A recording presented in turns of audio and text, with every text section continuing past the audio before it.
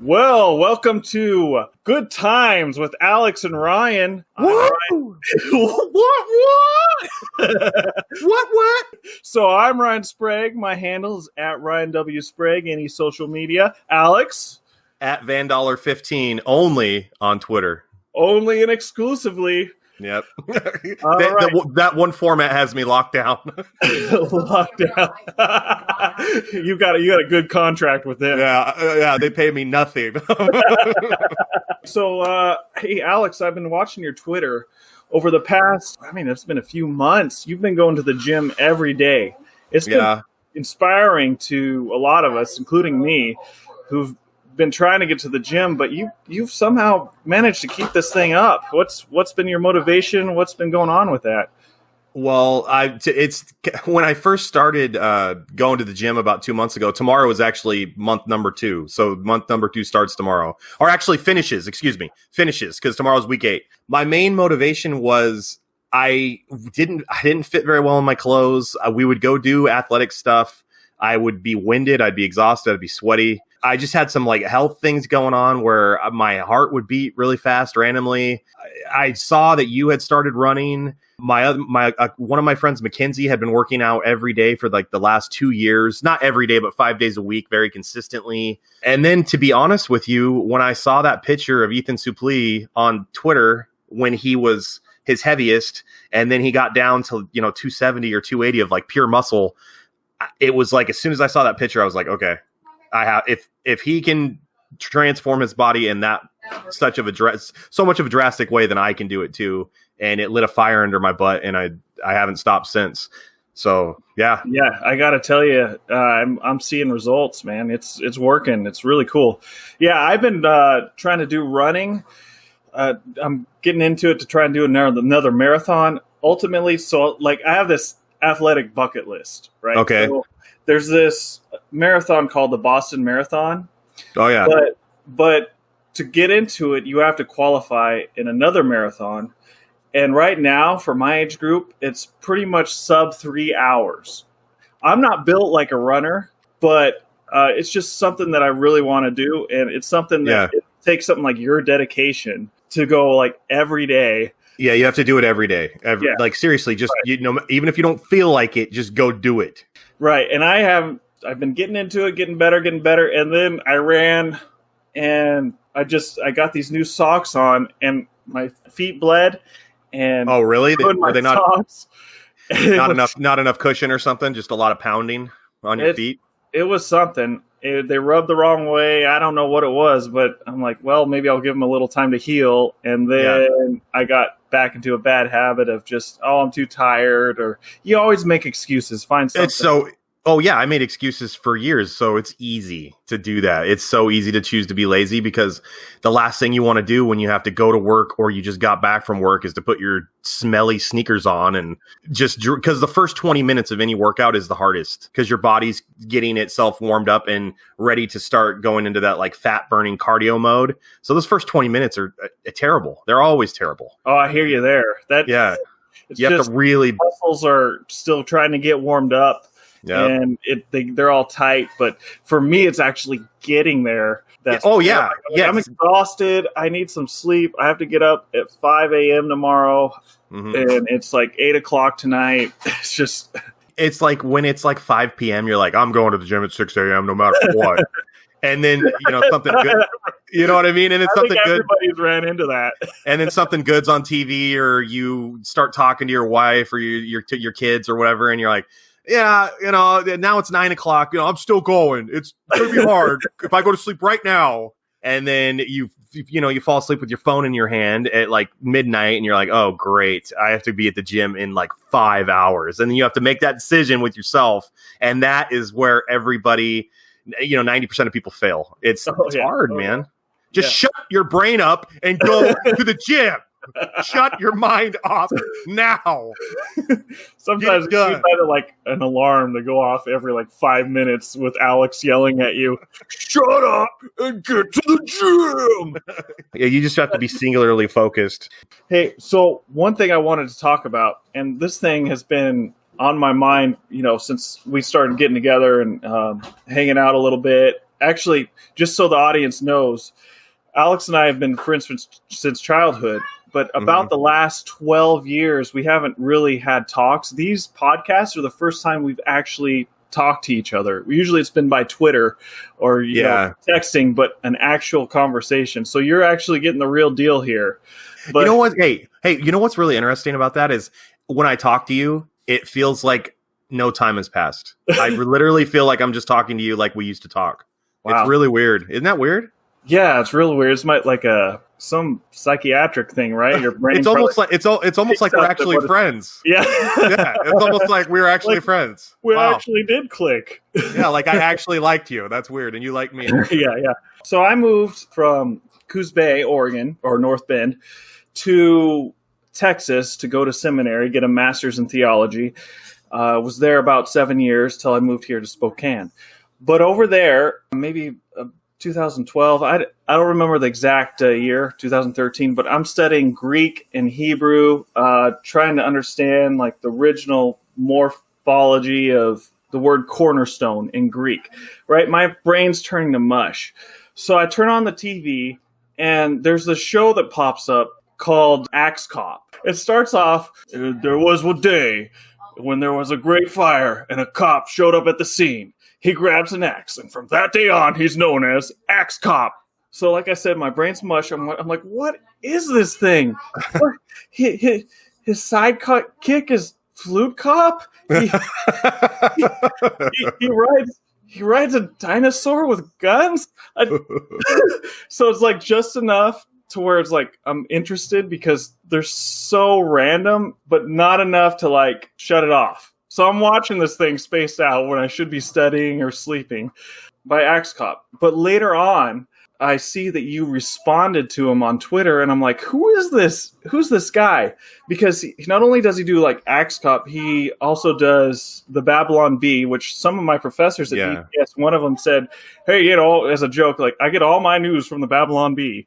Or he's done Veggie Tales. Yeah, he does Veggie Tales. Yeah, and like a lot of every like Christian person who's gone through Sunday school knows Veggie Tales. Yeah. I see you on Twitter like respond to him, and I'm like, hey, who is this guy? And you're like, oh, he went to our high school. So maybe you could fill me in on who this. So his name is Ethan Nicole. And I met Ethan in art class when I was a freshman at North Bend High School, and he was a senior, and he was Mrs. Snotty's TA, so he was her teacher's aide. I had always drawn, you know, my entire life, like cartoons and whatnot, but I wasn't that good, but I was okay.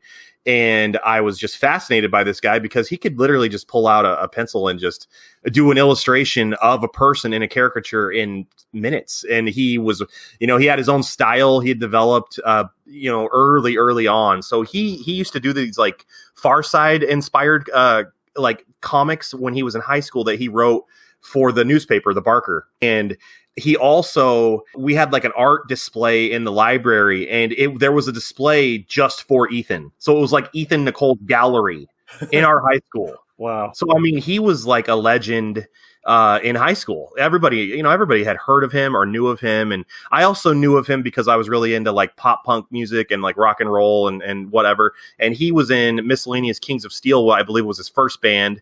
And they used to play this song called Three Little Pigs. And that, you know, they played at a high school dance. So that was a huge deal to actually have a real band at a North Bend dance. Yeah. And then he eventually got into Young Life. And I started going to Young Life because I wanted to talk to girls. I'll be honest with you.